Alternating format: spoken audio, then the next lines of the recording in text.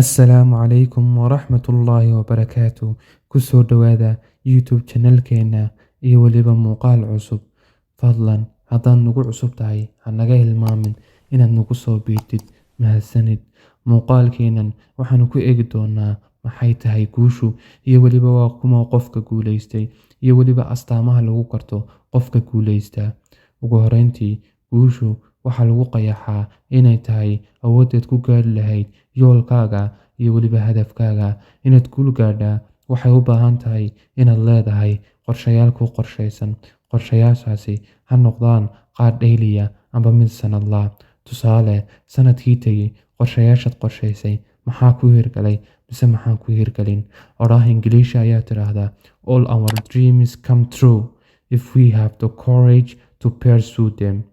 Orahdan waxay leedahay dhammaan riyooyinkeen oo dhan way rumoobi karaan haddaan yeelanno awood aan ku dabagalno. Sidoo kale, oraha Carabiya ayaa tiraahdaa lam yakun النجاح بالأمر السهل ولكن فرحة النجاح تنسيك تعب الطريق. Guushu may ahaanin arrin fudud, laakiin farxadda guusha ayaa ku ilowsiinaysa dhibaatada soo martay. Guusha haddaan nahay muslimiin waa inuu Ilaahay subxaanahu wa tacaala inaga badbaadiyo cadaabkiisa iyo weliba ciqaabkiisa, kuna guulaysano jannooyinka Alle subxaanahu wa tacaala, qaadnana dariiqii Alle subxaanahu wa tacaala inoo jideeyey.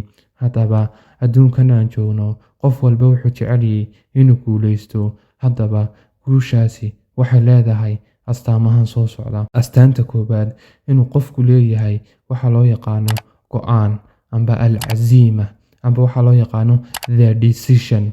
Ilaahay waa kii quraankiisa ku lahaa فإذا عزمت فتوكل على الله.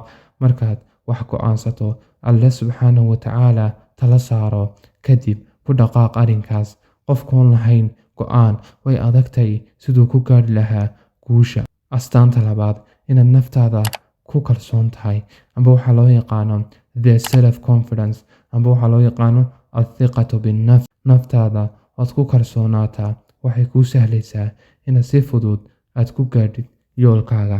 Qodobka saddexaad, inaad u samirtid dhibaatooyinka kaaga soo darsaya si aad u gaadhid yoolkaaga amba hadafkaaga. Si aad u gaadhid guusha waa inaad u samirtaa dhammaan dhibaatooyinka kaaga imanaya si aad u gaadho yoolkaaga. Dhibaatooyinkaasi ha noqdaan mid gudaha iyo weliba mid dibadda. Alle subxaanahu wa tacaala qur-aanka kariimka wuxuu ku sheegay kelmadda samirka in ka badan 100 aayadood.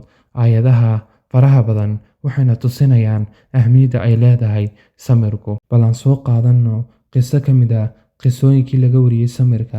Qisadani waxay dhex martay nin la odhan jiray Cantara bintu Shidaad al-Cabasi iyo nin u yimi oo doonayay inuu ogaado siduu Cantara u gaadhay geesinimada iyo weliba samirka.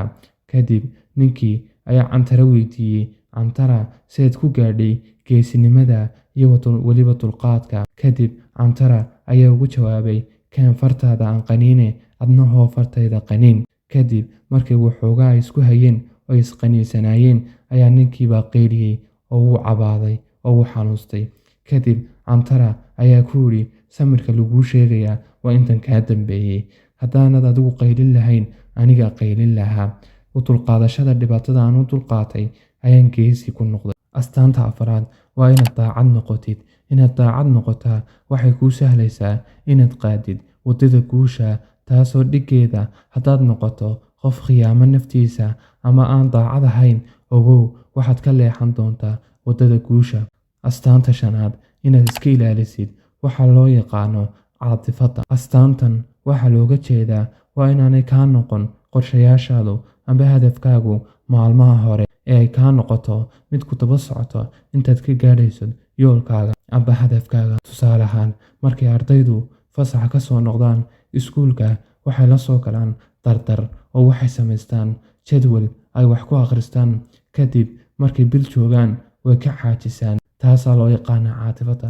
Markaa yoolkaaga amba hadafkaagu yaanu caatifad kaa noqon. Abwaan Hadraawi ayaa yidhi, allaha u naxariistee, intuu maagku gaajaysan yahay guuli waa weli. Astaanta lixaad, xiriirka bulshadaada wanaaji. Qodobkan aad ayuu muhiim u yahay si aad u gaadhid guusha. Wanaaji xiriirka waalidkaaga, jaarkaaga, asxaabtaada iyo weliba gebi ahaanba bulshadaada. Markastood wanaajiso akhlaaqdaada sida fiican aad ula xiriirayso bulshadaada oo markastaad guuleysanayso una dhowaanayso inaad guuleysato. Astaanta toddobaad yididiiladaada iyo rajadaada wanaaji. Waa inaad markasta rajaysaa inaad guuleysanayso, aanad niyad jabin, oonad odhan ma guuleysanaysid amba gaadhi maysid hadafkaaga. Rajada wanaagsan waxay kaa caawinaysaa inaad si fudud u gaadhid guushaada. Astaanta sideedaad wixii kula soo darsaa ee dhibaato ah waa inaad si dabacsan uga baxdo. Tusaale, waxaa laga yaabaa in qorshahaagu aanu noqon mid guuleysta dhab ahaantii. Haddaan eegno ganacsigu markuu bilowga yahay ma guuleysto. Ganacsaduhuna wuxuu isku dayaa inuu raaco waddooyin kala duwan siduu u macaasho amba faa'iido badan u heli lahaa. Haddaba adna noqo mid dabacsan oo raac dariiqooyin kala duwan oo ha quusanin. Qodobka sagaalaad maareynta waqtiga amba waxa loo yaqaano the time management amba idaaratul waqt. Oraah carabiya oo cajiib ah ayaa tidhaahdaa biduuni nidaamin laa tastaqiimu alxayaa. Nidaam la'aan noloshu ma noqoto mid toosan. Haddaba jadwalka qofka guuleystay waxaa ka buuxa hawlo iyo shaqooyin badan. Haddaba qofka guuleystaa waa inuu yaqaan sida loo habeeyo waqtigiisa. Astaanta tobanaad diiradda saar waxaad doonayso inaad guul ka gaadhin. Dadka guuleystaa waxay si fiican u yaqaanaan xirfadda diiradda, waxayna aad u jecel yihiin inay gaadhaan waxay diiradda ku hayaan. Taas macnaheedu waxay tahay waa inuu qofku dadaalkiisa geliyo hal dhinac ee aanu gelin dhinacyo badan. Tusaale, qof ayaa hadafkiisu yahay inuu noqdo dhakhtar, waa inuu ku dadaalo wixii la xiriirayay takhasuskiisa. Haddaba haddii aad raacdo astaamahan iyo kuwa la midka ah, waxaan hubaa inaad noloshaada guul ka gaadhi doontin. waxaana la rajeynayaa inaad ka heshay muuqaalkan. Wassalaamu calaykum waraxmatullaahi wabarakaatu.